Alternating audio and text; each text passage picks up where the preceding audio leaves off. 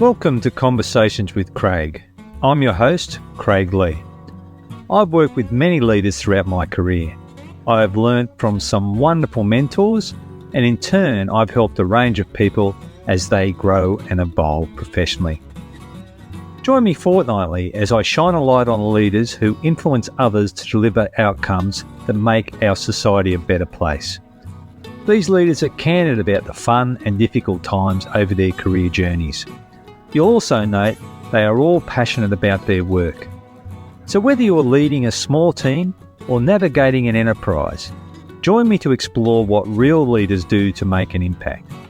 Let's find out what it takes to turn vision into reality and learn some lessons from their experiences that may be useful to anyone who is starting, building, or struggling in their own leadership journey. This episode, I chat with David Barter. David is a business director for the professional services firm Beca. G'day, Craig. Thanks for having me. No problems at all.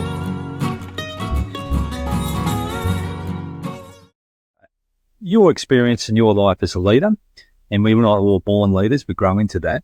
So you've had a pretty interesting career. You were at the UN at one stage. What did you do there? It's a really pivotal early career episode for me. It was my first job from university. Right. And I had an email one evening from the UNCC, the United Nations Compensation Commission. Oh, okay. Seeking, fourth year graduates to enlist in a large war claim assessment from the first Gulf War based in Kuwait. So I was working for a small firm at the moment, back then in Subiaco. And it was great. I was really enjoying it. So how long out of uni were you? So I received an email in, I think, September of my fourth year of university. Oh, right. And I did a couple of interviews with them. So probably by telephone and email back in those days before Teams. This is early 2000. Right. And I actually had a phone call from the task leader running the UNCC claim asking when my final exam was. And I replied it was November 2nd. And I then had a flight ticket for the evening of the November 2nd. And ended up in Kuwait for 2 years.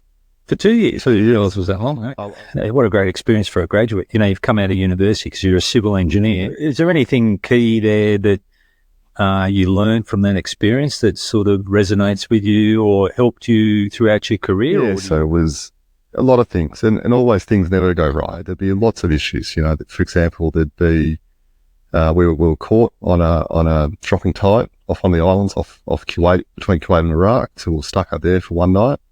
While there was an active gunfight between Iraqis and others that night. And it was really just about keeping a cool head and understanding the approach, and also understanding that not all days are great. But you're there to learn from your experiences as well. And for me, you know, thinking through some of those scenarios, you know, we were building causeways through oil lakes in 50 plus degrees in the middle of the day, and so it's quite a hellish atmosphere if you can imagine it. But you just have to think, you know, I'm going to look back on this experience and look at everything I've learned and apply that to other principles and other problems through your career as well.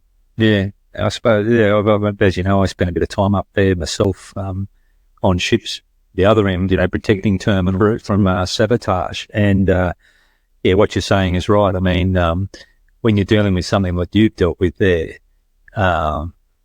you know, keeping a cool head in a more passive scenario is a little bit easy. Just turn your mind back to that. You know, there's gunfire going on and things like that. Well, you don't have anything like that in Australia, do you? So, where were you born, David? I was born in Subiaco. Well, what do your parents do, or did your parents? So my father was a partner in a law firm, practiced as a solicitor and a barrister in Western Australia. My mother studied psychology and teaching and later specialised in special education. My dad was a really hard worker, but also found time to be a really good father. We had lots of really fantastic outdoor trips, exploring Western Australia. And, Dad and I used to drop cray pots and catch crayfish a lot. Unfortunately, he passed away just before mine and my twin sister's final exams in grade 12. But he's still a real mentor and a role model for me today. And then my mum, I think my mum is heavily resilient, single mother of 4 kids whilst working and studying full time. Do you still keep active? I do. I still try and surf as much as I can. Yep. We live in Manly, so if I can sneak out early or later, I will. And my son Salvador, some days he loves surfing, some days not so much, but really trying to encourage that. Science. Whereabouts? What university? Yeah, so my undergraduate was at Murdoch University in Perth, Yep. Where I studied engineering and science, predominantly in sort of the coastal and maritime fields. Yep. And then followed up with a master's at UNSW in civil engineering and engineering management. Okay. So post UNCC, I returned to Australia and joined URS. Yeah. So what did URS do? They were the first North American publicly listed firm really in Australia. So I joined the Perth office predominantly doing offshore oil and gas work. That was really what was driving the economy back then. Did that for a little while, and then URS picked up quite a reasonable role as part of the Darwin waterfront redevelopment project up in Darwin. Yep. So I was offered a role to go and work on that, which will be up to Darwin for a few years. So after Darwin, I went to the US for a little while, and then settled in Sydney after that. Over that 10 years with URS, I really worked across a lot of portfolios. It started in offshore oil and gas, moved into a range of infrastructure work, some mining, some water work, and then came back to running a large scale JV between the US and Australia, which was fantastic. Getting to really employ this technology using a global scale and bring it to Australia. Awesome. And then after URS? So I was tapped on the shoulder by a guy named Craig Lee to come and join Beca. So I joined Beca initially as what was the title? I think Government and Defence Infrastructure Market Lead. After that, I took on the Defence and National Security Business Director role. So how long have you been with Beca now? 11 years. 11. What's your family composition look like now? Yes, I'm married. My wife's name is Lewis. So we were married in 2012. We have a 9-year-old son called Salvador and a 4-year-old daughter called Bonnie. Mm-hmm.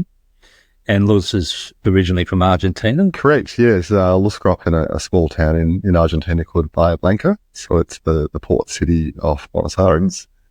And she moved to Australia mid-2000s. Yeah. Your wife certainly rubbed off on you because you're a fluent Spanish speaker. I wouldn't say I'm fluent. I think my kids are better speakers than I am. Really? But after 2 months in Argentina, I really enjoy speaking Spanish. Did you? In just some early perspective of what you've observed in leaders during your life and what you've seen makes a good or a not so good leader. Yep. Just a few points there. I think a good leader has a vision that they can articulate. A good leader can communicate effectively. A good leader can show empathy. And also, I think a good leader needs to be adaptable, needs to embrace change, and to act decisively when they have to. Okay. Mm-hmm. Can you be a little more specific on what you mean by that? Yeah, I think being able to listen and articulate their thoughts across a range of audiences, I think that's really important. Mm-hmm. Okay. Did you have goals early on? And if you did, have they changed over time? Yeah, I think like a lot of us, a goal from graduating uni is being gainfully employed. Yeah. Well, at least in meaningful employment. I think every graduate's like that, aren't they? Yeah. And then I think once you find the meaningful employment, you're then seeking the complex and novel projects that align with your interests as well. So I'm suggesting from that your goals do evolve as you move along in life. Yeah. The last year was very challenging for the businesses. There's been a lot of reviews undertaken on future defence spend and budgets as well. Mainly in the defence industry here in Australia. Correct, yeah. Okay. There's been a lot of indecision and paralysis in the procurements, which for us, we're lucky. We have quite a balanced portfolio across 3 or 4 key markets in Australia. But I think we really need some leadership in what's going on, what they want to do. Australia has a hugely ambitious where do you see the responsibility, or where does that leadership lie in your? My view is in the way the country's set up, generally at the minister level as well. We've got a, like I said, an ambitious path ahead over the next 5, 10, 15 years. And I'm still a little bit unsure, uncertain what that path is. We were looking at a huge investment into our capabilities. We're also overlaying that with how we develop, sustain, grow a sovereign industrial base as well. And we've lost a lot of that over the last few decades.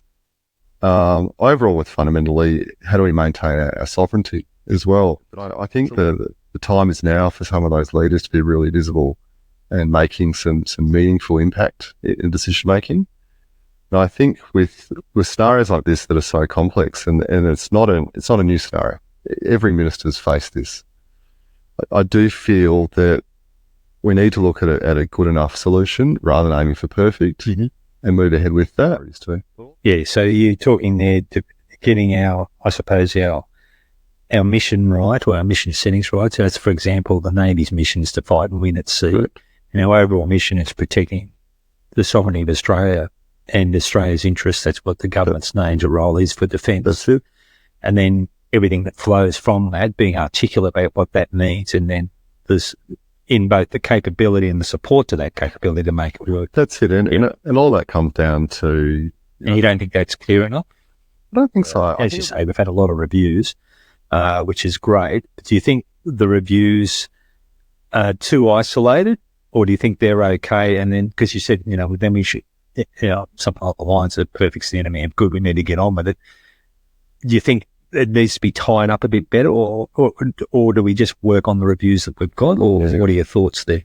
I always think it's good exploring the problem, but there has to be a finite timing on it and to move on. So what's Beca all about? A lot of people. What is Beca? Yeah, may know about Beca or may not know about Beca. Yeah, so Beca's actually one of Asia Pacific's largest professional services firms. And when I say professional services, very much in the advisory, design and engineering space. It's an employee-owned firm of 4,000 people, probably across Australia, New Zealand and Singapore. Been in business over 100 years, 50 years in Australia. Wow. And a real client-focused organisation in the work that we do. Yeah, okay. Yeah, so my role at Beca, I'm a senior principal and a business director in the Australian business. And I'm the market leader for the defence and national security market. Okay.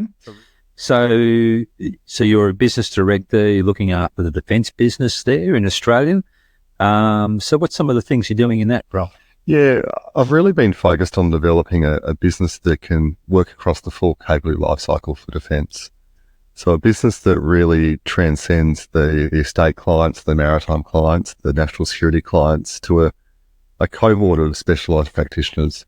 So what that means is we've got a team that does everything from the early Gate 0 and Gate 1 business case and systems requirements, through a team that does a range of the design and project management functions, to a team that does systems integration and simulation, and a team that also does asset management across the entire defence estate. So it's been a really great ride. Can you give an example of a project that just sort of might help people understand what that is? Because some people don't know consulting. We're quite well known through running the National Aircraft Pavement Maintenance Program with our JV partner Oricon. So that's Defence's airports, is it? All the airfields, yeah. Airfields. So it sort of takes all of the key design and project management activities to keep these airfields open. Most recently, we've been working on the Gate 1 approval, so the initial business case for the Maritime Structures Program for Defence. So that's to get these projects approved by the government? Yeah, correct. So actually looking at a future sustainment model for all of Defence's maritime assets. And then we've been doing a range of seaworthiness work within fleet headquarters for the last decade, as your area as well. And, the currently large program we have is the Sea Release Assurance Framework, which was built on a lot of the seaworthiness pedigree work we've performed for fleet. So what is seaworthiness about though? What? It's really it's really assuring the platforms that they're safe to send to sea. Uses a range of the airworthiness principles. Right. It's something that we modified for a seaworthiness context. And also personally, I worked within Shore Force for 5 years, looking at looking at integrating seaworthiness into a shore-based infrastructure concept as well. Fundamentally, it's about ensuring that the engineering, the maintenance and insurance is all undertaken, and these platforms and assets are safe to operate and use. And what about junior people coming through? Do you have much to do with their development? I do. Where I can, I really enjoy it. I look at the graduates we've brought on over the last decade, and they've all been absolute stars, and I think we should be getting more of them into the business. And, so they've now been with us, some of them 6 or 7 years. Yep. And they're now taking on senior, project and project manager roles, which is fantastic. What's one of the most interesting projects you've directly been involved in?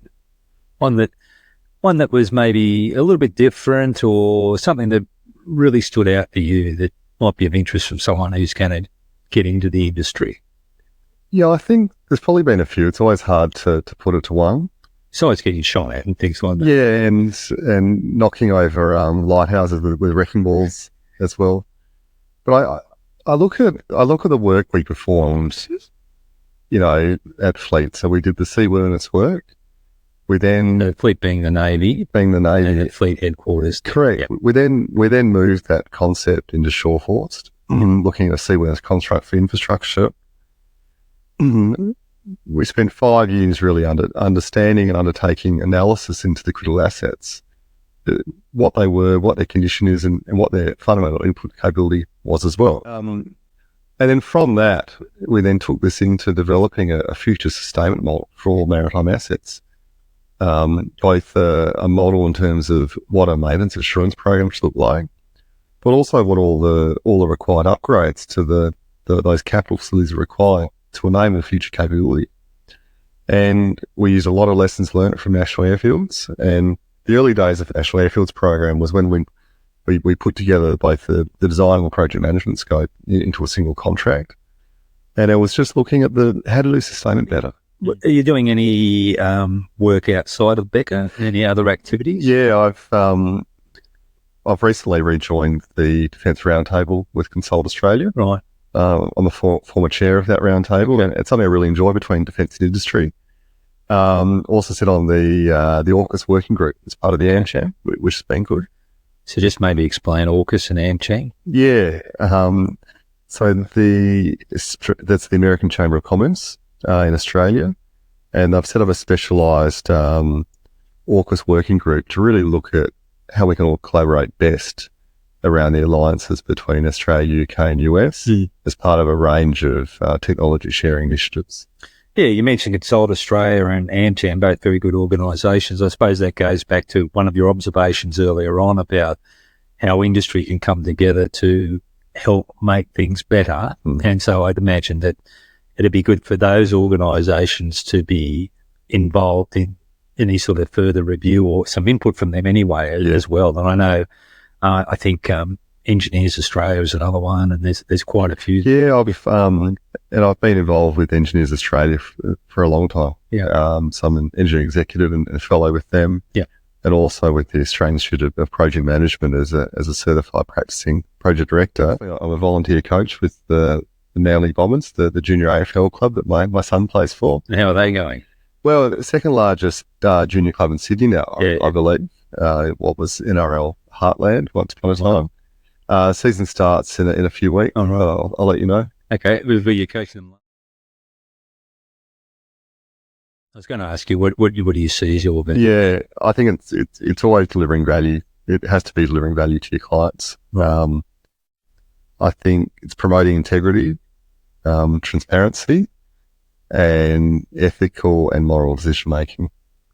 They're the key ones I try and live by. Mm-hmm. And if you then match it up against the work I do for Beca, I think there's a reasonable fit there as well. If you look at the work I have to do, I'm there to grow Beca's footprint. I'm there to foster partnerships that bring enhanced, commercial, community and environmental betterments to the community. So I think there is a fit.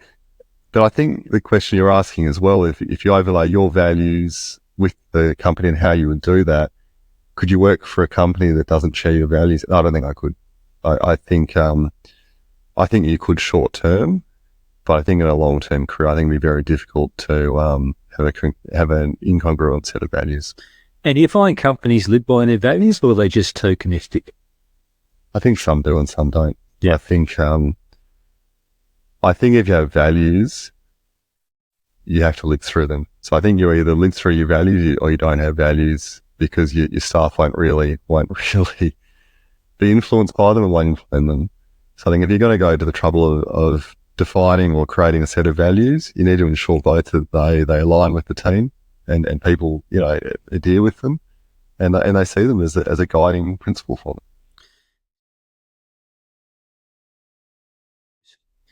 them. Private enterprise is there to make a profit and thrive, not to exploit. But often there's tension between all of those. You can't get everything 100% right. So how do you go about that? How do you make those tough calls? What do you? Yeah, but first of all, I have to run it through the filter of my values, the decision. But I also feel, if you think about private enterprise, we're there to make profit. That's what we're there to do. And I often think it's oversimplified when people say we put people first. I think you always have to put the company first, and the profitability and the viability of that company first as well, to actually look after those people. So it's not a perfect science, and I think it's looking at ensuring you're in a stable, robust, viable company that also has the ability to put forward some of those people first initiatives as well, but also understand there's always a tension between the regime we exist in, which is life in a commerce, and then looking at how you can maintain a humanistic attitude towards that as well. Mm-hmm. So, you try to get that balance right by a good company lives through its values. But it's, I noticed recently, for argument's sake, the supermarkets have been accused of gouging, but when you look at it, they really make about 3%, and it's on a very big number. I mean, companies just can't, they become NGOs unless they make a profit. Then where do you seek support outside? Because no one's a silo on their own. Is there anyone you turn to, or any areas you turn to for those really tough calls that you have to make in life? Yeah, so I have a range of really excellent internal and external mentors. I've been working with a specific sort of external performance coach over the last year as well, just to talk through some of those decisions as well, both from a moral compass and integrity point of view, but also from a basic bottom line approach as well. And yeah, that's a sounding board for me.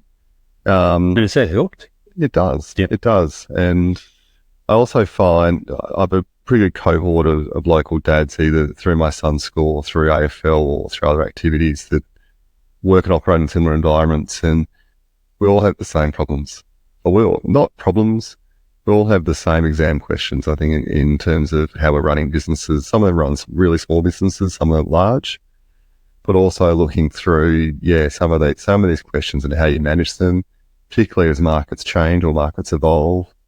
Last year was very interesting. There was a range of different campaigns running, which did affect the industry. And it's really just having that sounding board of people you can get that balanced opinion from. Okay.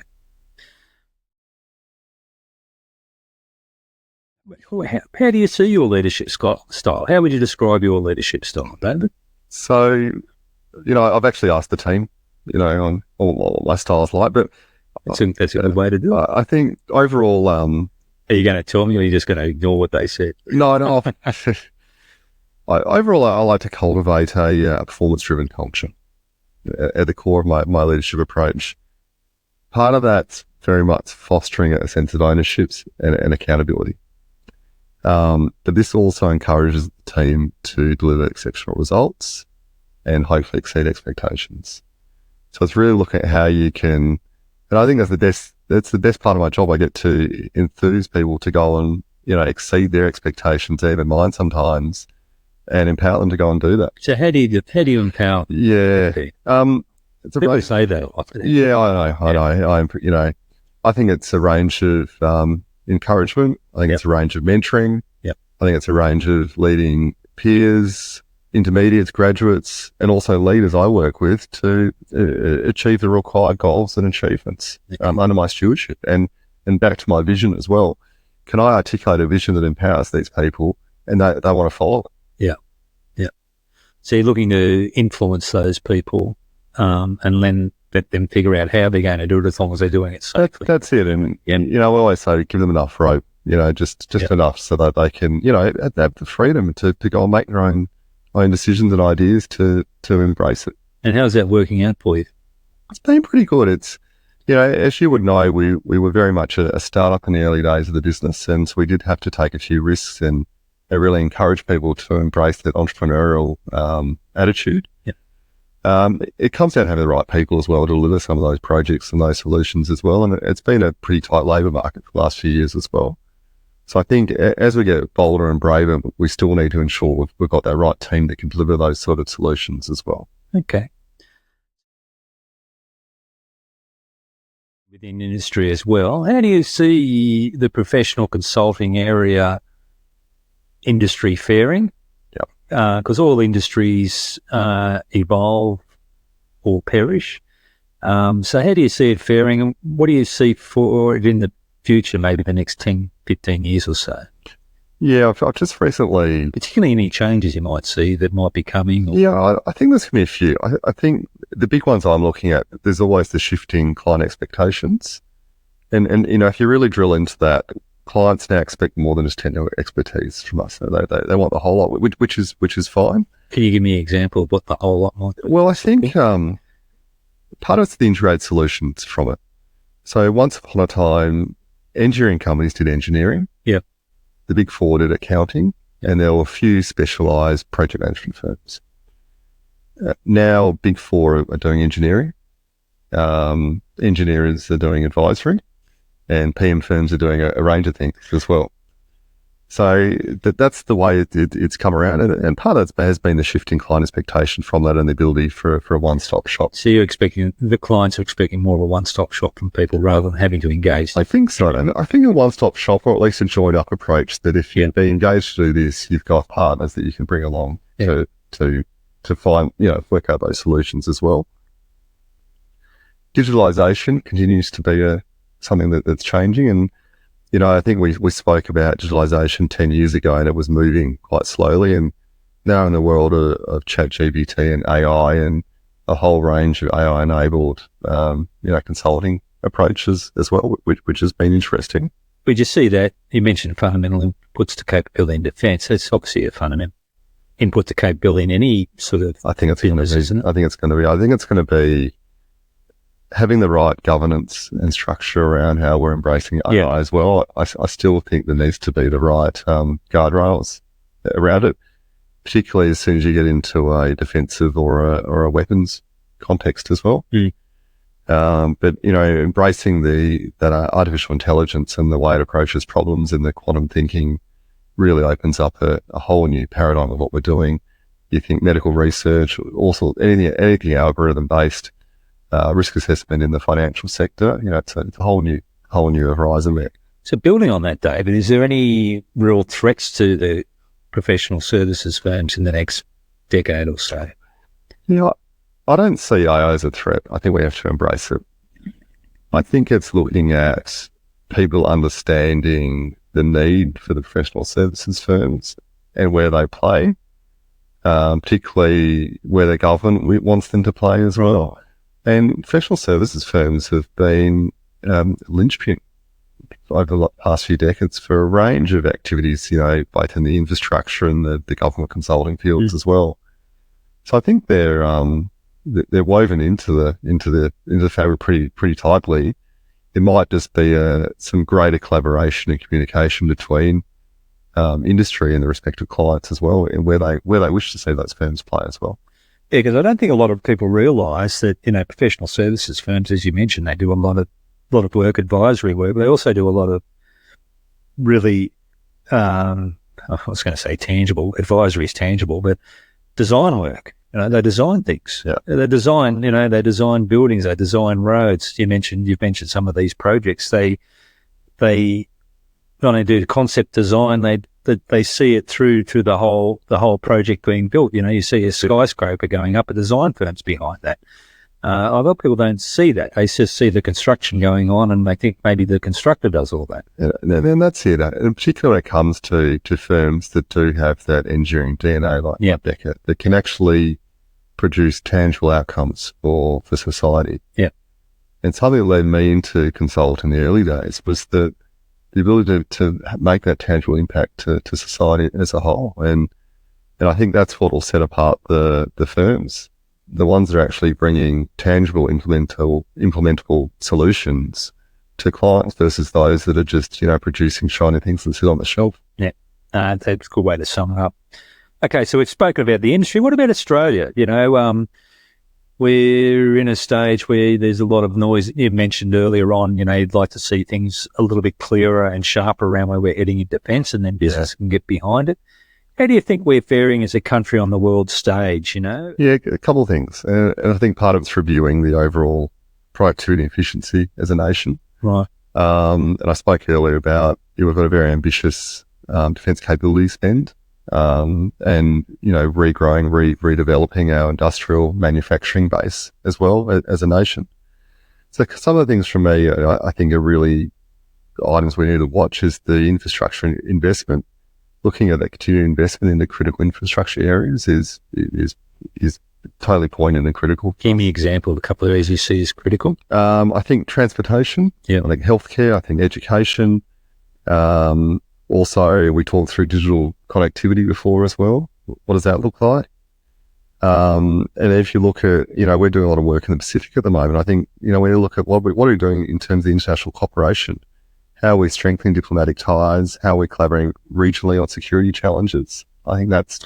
Yeah, I think that's a very good point because the world sort of, some people saying we're evolving to a series of packs, and I think that being able to communicate and still reach out, no matter if we have a different point of view, is very, very important. Yeah, I think I saw some of that thinking during the COVID border closures. Right. Where instead of being an Australian country, we became a range of states and territories with internally too. varying laws and policies. Yeah. I don't think we can... It wasn't our best, was it? It wasn't our best. We can't let that happen again. But I think... I just think if you look at everything we're looking at the moment, and the strategic initiatives for Australia, I do feel strengthening international cooperation is right up there with the infrastructure investment. And we spoke before about basically aligning corporate and commercial objectives with the social and inclusion elements as well. So part of that's probably looking at the ongoing Indigenous reconciliation within Australia as well. And some of my thoughts around that is just looking at continuing the efforts towards reconciliation with our Indigenous peoples. Part of that's also looking at, greater social inclusion and equality, what the right mix is as well, and the priority of that. And then climate action, what's the plan there? It's not going away. Is it something we're going to ignore until it's too late?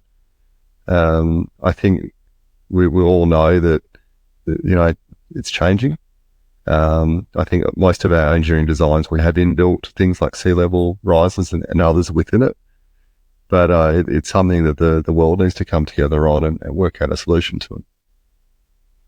Fair bit to get on with, isn't there? There is. And it comes down to, Craig, having the right vision and the communication. And it's sort of got to it's all got to tie together. Yeah. Because there's a lot of work going on in those areas, but understanding a little bit more on what the big picture is for Australia. Okay.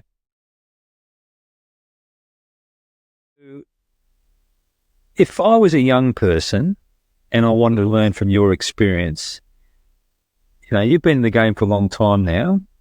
What's a couple of points that you would offer a young person today moving into the engineering field that you've been in, or the world you've been in from consulting and the like? Yeah, from a fundamental point of view, I think individuals need to realise their potential.